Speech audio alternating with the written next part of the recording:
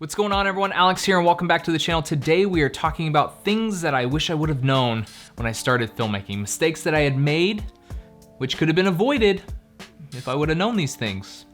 That's what we're gonna talk about today. That's what this is. That's what this video is. These little words of wisdom that I'm just gonna give you. All right, words of wisdom number 1, knowing your frame rates and your shutter speed. For me, I just started making films. I just started making funny little films with friends, and I wish I would have known the proper frame rates and the shutter speeds that go along with knowing those proper frame rates, and I just didn't. I just went out there and started shooting whatever I wanted to. And what I mean by proper frame rate is 24 frames per second, 30 frames per second, or even 60 frames per second.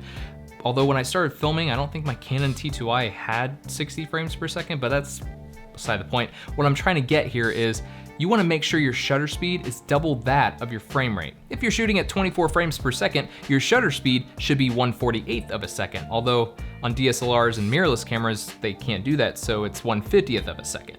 And if you're shooting 30 frames per second, it should be 1/60th of a second. I know that was a lot to throw at you right out the gate, but I wish I would have known these things because I feel like I would have made better quality content if I would have known the proper frames per second and the shutter speeds that go along with that. So just keep those in mind.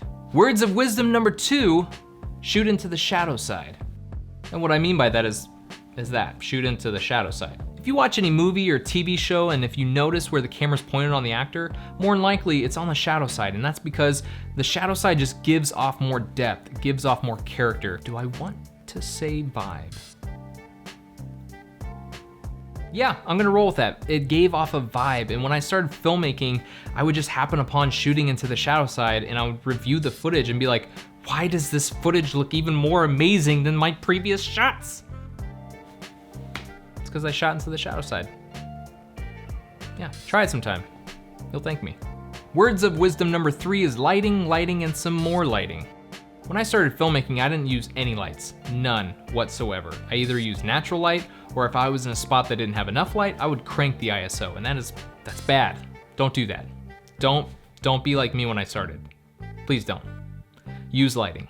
Now that I'm further along in my career, I'd probably put lighting at the top of the list. I mean, I would definitely put it above your camera, because you could take any sort of DSLR, any mirrorless camera, and if you have amazing lighting and know how to light the scene, you can make that image look awesome. Doesn't matter what camera you have. Good lighting goes a long way. And with lighting comes exposure, and that brings us to our words of wisdom number 4, check that exposure. When you start filmmaking, you wanna make sure your exposure is somewhere right in the middle. So if you're watching your histogram, which that right there, that's a histogram. So if you're watching that, you wanna make sure your levels are somewhere right in the middle. If it's too far to the right, it's overexposed. If it's too far to the left, you're underexposed. So you wanna find a happy balance, a happy medium with that exposure. If you shoot something underexposed, more than likely you will not get that information back. And the same can be said for shooting anything overexposed. You will not get that information back. Mr. Smith, I've got some bad news.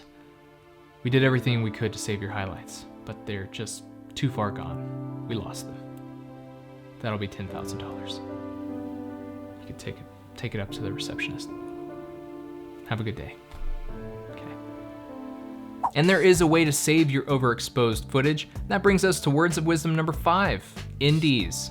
NDs, or their proper name, neutral density filters, are very, very critical, especially if you're shooting outside. Our cameras aren't designed to see outside. Like, our eyes have a dynamic range of like 23 or 24, and most cameras' dynamic ranges are anywhere from 12 to 16 stops of dynamic range. So there's just not enough information there to hold the highlights. So it's very, very important that you get ND filters, especially if you're shooting outside. Here's an example of why NDs are important. Let's just say we crank this light all the way to 100 to a point where I'm pretty much overexposed, and we'll go ahead and throw the ND filter on right now.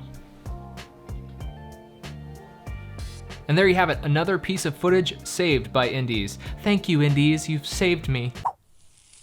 It's like I'm staring into the sun. That's better. That is bright. So bright. And we're back to normal. If you're just now starting out in filmmaking and you have no idea what you're doing, I truly believe that the pieces of advice that I gave you will help you start small and work your way to the top. All you have to do is practice, practice, practice. and your image will get better. Well, that does it for me on this video. I hope those tips help you along the way. If you enjoyed it, subscribe if you aren't already. Tap the notification bell so you can be notified when I upload a new video. And if you like this video, give it a thumbs up. Till next time, shoot to create.